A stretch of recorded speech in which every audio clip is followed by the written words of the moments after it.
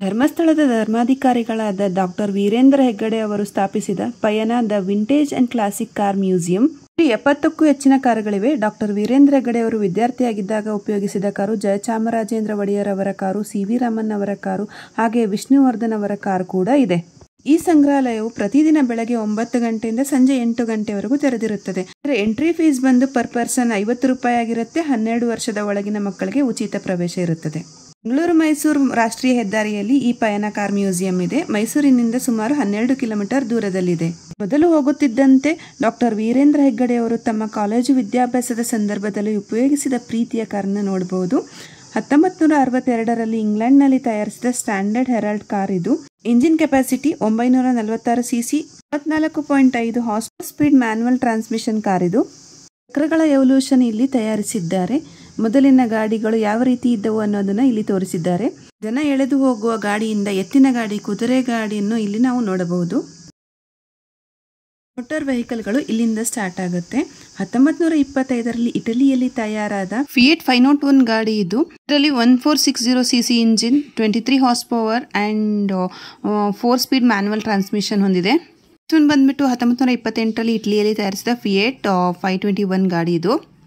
ಬಂದು 1937ರಲ್ಲಿ ತಯಾರಿಸಿದ Skoda popular 420 roadster ಗಾಡಿ ಇದು.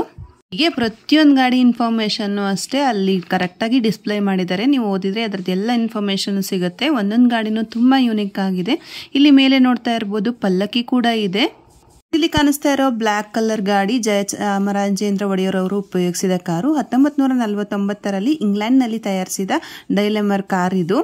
ಈ ಸಂಗ್ರಹಾಲಯದಲ್ಲಿ ನೀವು ತುಂಬಾನೇ ಯೂನಿಕ್ ಆಗಿರೋ ಕಾರ್ಗಳು, ಜೀಪ್ಗಳು, ಹಾಗೆ ಮೋಟಾರ್ ಬೈಕ್ಗಳು, ಇವನ್ ಟ್ರಕ್ಗಳು ಕೂಡ ನೀವು ನೋಡಬಹುದು. ಏನೋ ಸ್ಕಿಪ್ ಮಾಡದೆ ನೋಡಿ, ಯಾಕಂದ್ರೆ ಈ ಗಾಡಿಗಳಂತೂ ಒಂದಕ್ಕಿಂತ ಒಂದು ತುಂಬಾನೇ ಯೂನಿಕ್ ಆಗಿ ತುಂಬಾನೇ ಚೆನ್ನಾಗಿದೆ. ಇನ್ನೊಂದು ಹೇಳೋಕೆ ಮರ್ತಿದ್ದೆ, ಅದೇನಪ್ಪಾ ಅಂತ ಅಂದ್ರೆ ನೀವೇನಾದ್ರೂ ಕ್ಯಾಮ್ರಾ ಕ್ಯಾರಿ ಮಾಡ್ತೀವಿ, ಕ್ಯಾಮ್ರಾ ಇಂದ ವಿಡಿಯೋಸ್ ಮಾಡ್ತೀವಿ ಅಂತಿದ್ರೆ 15 or 16 ಅವ್ರು ನಿಮ್ಗೆ ಎಕ್ಸ್ಟ್ರಾ ಚಾರ್ಜ್ ಮಾಡ್ತಾರೆ. ಸೊ ನೀವು ಟಿಕೆಟ್ ತಗೊಳ್ಳೋವಾಗ ಅದ್ರ ಟಿಕೆಟ್ ಕೂಡ ತಗೋಬೇಕಾಗತ್ತೆ.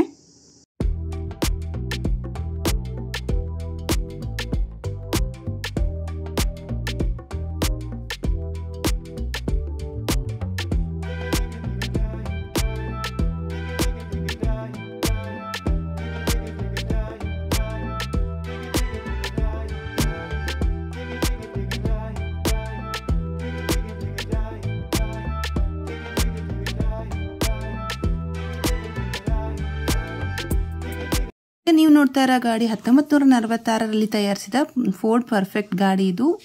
ನೆಕ್ಸ್ಟ್ ಗಾಡಿ ನೋಡ್ತಾ ಇರೋದು ನೀವು 1948ರಲ್ಲಿ ತಯಾರಿಸಿದ ಮಾರಿಸ್ ರೈಟ್ ಸೀರೀಸ್. ಇದರಲ್ಲಿ 918 cc ಇಂಜಿನ್ ಇದೆ, 29.6 ಹಾರ್ಸ್ ಪವರ್ ಮತ್ತೆ 4 ಸ್ಪೀಡ್ ಮ್ಯಾನ್ಯುವಲ್ ಟ್ರಾನ್ಸ್ಮಿಷನ್ ಇಂಜಿನ್ ಇದೆ.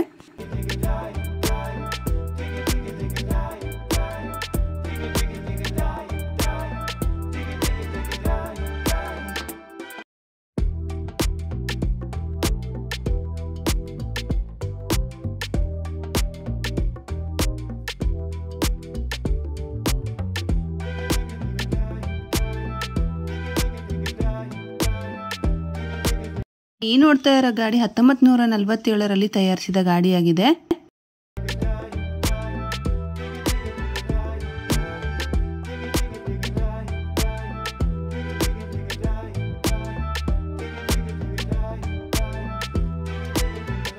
ಈ ವೈಟ್ ಕಾರು 1929ರಲ್ಲಿ USA ತಯಾರಿಸಿದ ಬ್ಯೂಕ್ ಸೀರೀಸ್ 50 ಸೂಪರ್ ಟೈಟ್ ಕಾರು. ಇದರಲ್ಲಿ 4064 cc ಹಾಗೆ 144 horse power 3 speed manual transmission engine ಇದೆ.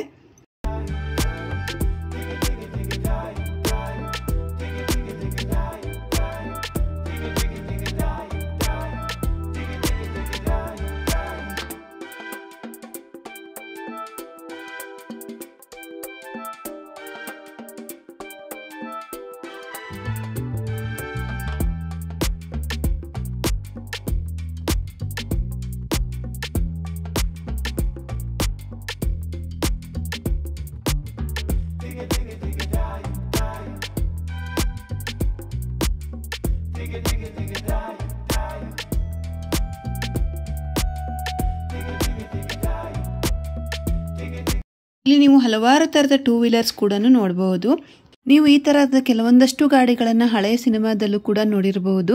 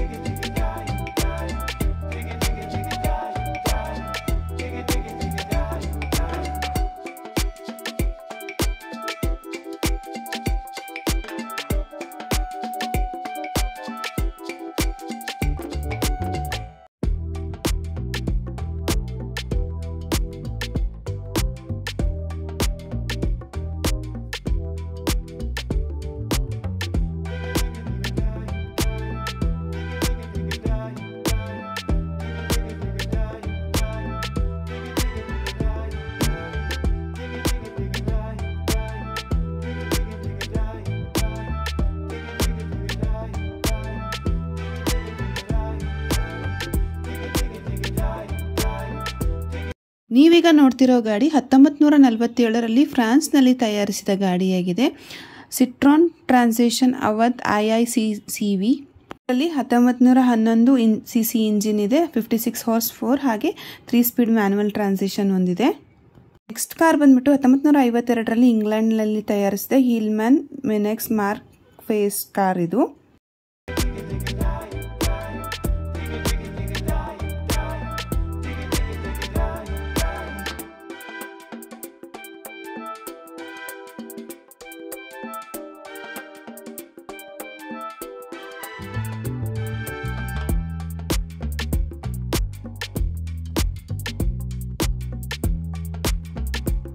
ನೆಕ್ಸ್ಟ್ ನೋಡೋದಾದ್ರೆ 1952ರಲ್ಲಿ ಇಂಡಿಯಾದಲ್ಲಿ ತಯಾರಿಸಿದ ಹಿಂದೂಸ್ತಾನ್ 14 ಕಾರ್ ಇದು.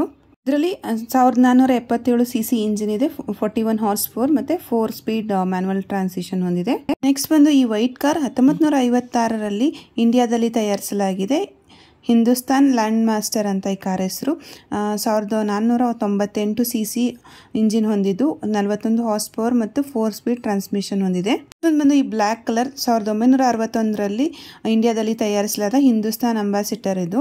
ಇದರಲ್ಲಿ 1476 cc ಇಂಜಿನ್ ಹೊಂದಿದೆ, 56 ಹಾರ್ಸ್ ಪವರ್ ಇದೆ.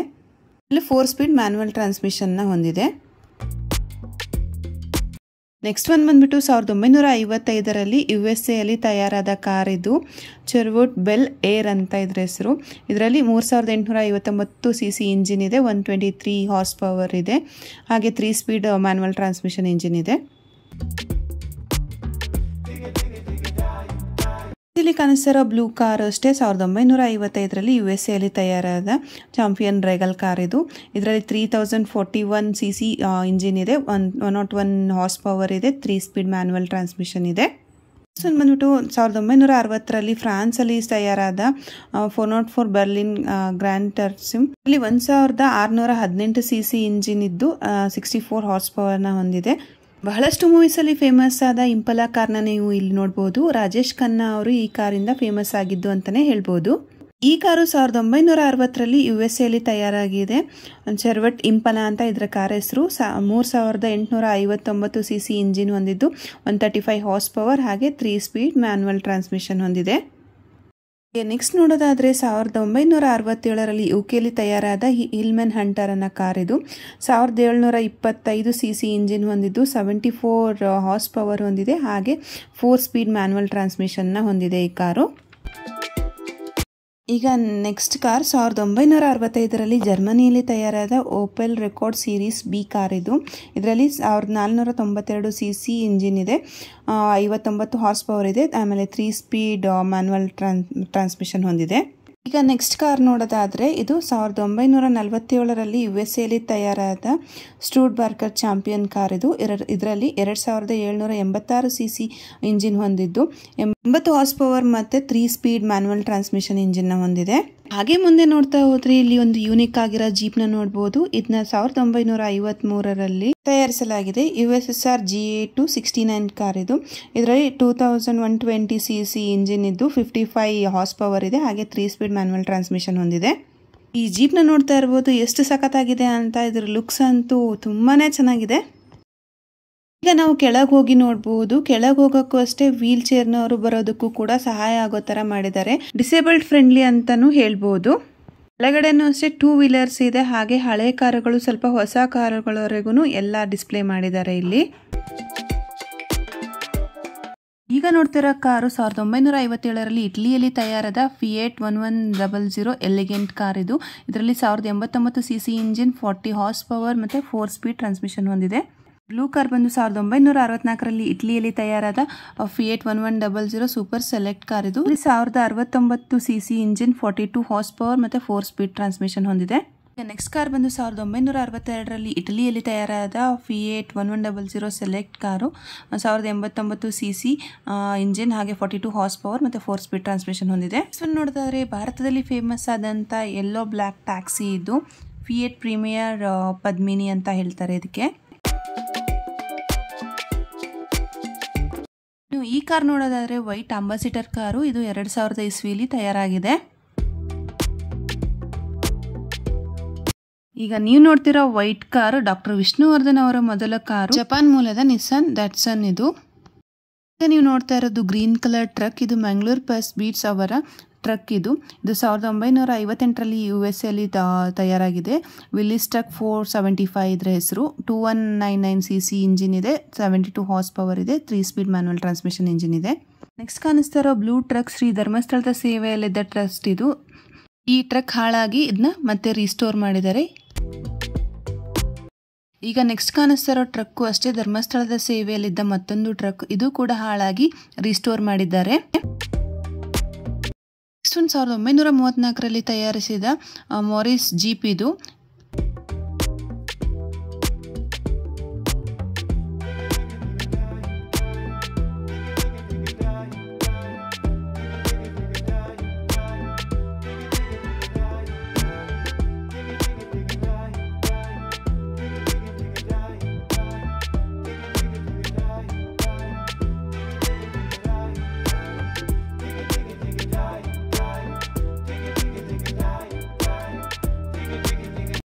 ಇನ್ನು ಈ ಕಾಣಿಸ್ತಾ ಇರೋ ಕಾರು 1980ರಲ್ಲಿ ಜರ್ಮನಿಯಲ್ಲಿ ತಯಾರಾದ ಮರ್ಸಿಡೀಸ್ ಬೆನ್ಸ್ ಕಾರ್ ಇದು. ಇನ್ನು ಈ ಕಾರು 1993ರಲ್ಲಿ ತಯಾರಾದ BMW ಕಾರ್ ಇದು. ಕಂಪ್ಲೀಟ್ ಡೀಟೇಲ್ಸ್ ಅದ್ರ ಮುಂದ್ಗಡೆನೆ ಈ ತರ ಡಿಸ್ಪ್ಲೇ ಮಾಡಿದ್ದಾರೆ, ನೀವು ಓದ್ಕೊಂಡು ತಿಳ್ಕೊಬಹುದು. ನೆಕ್ಸ್ಟ್ ಕಾಣಿಸ್ತಿರೋ ಕಾರು 1990ರಲ್ಲಿ ಜಪಾನಲ್ಲಿ ತಯಾರಾದ ಟೊಯೋಟಾ ಕೊರೊಲಾ ಕಾರ್ ಇದು. ಇದರಲ್ಲಿ 1587cc ಇಂಜಿನ್ ಇದೆ, ಹಾಗೆ 89 ಹಾರ್ಸ್ ಪವರ್ ಇದೆ. ನೆಕ್ಸ್ಟ್ ಕಾಣ್ತಿರೋ ವೈಟ್ ಕಾರು 1983ರಲ್ಲಿ ತಯಾರಾದ ಮರ್ಸಿಡೀಸ್ ಬೆನ್ಸ್ ಕಾರು. ನೆಕ್ಸ್ಟ್ ಕಾಣಿಸ್ತಿರೋ ಗ್ರೇ ಕಾರು 2005ರಲ್ಲಿ ತಯಾರಾದ ಜಾಗ್ವಾರ್ J6 ಕಾರ್ ಇದು.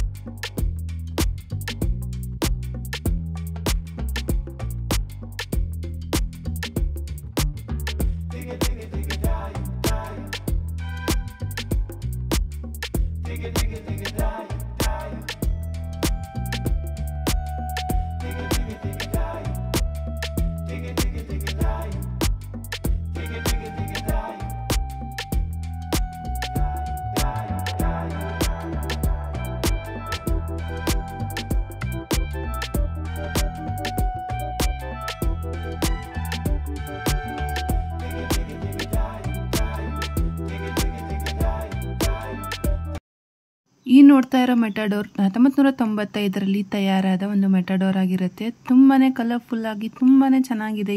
ಇದು ಹೆಸರು ಬಂದು ಟೆಂಪೋ ಮೆಟಾಡೋರ್ F307 ಅಂತ.